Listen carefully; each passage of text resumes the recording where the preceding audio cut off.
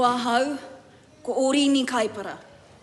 E ki ana I runga I te pono, I te tika, I te ngākau tapatahi. Me te whakaū anō, ka noho pirihonga, ka noho pūmau ahau, kia kiingitiare te tuatoru, me tōna kāhui whakaheke.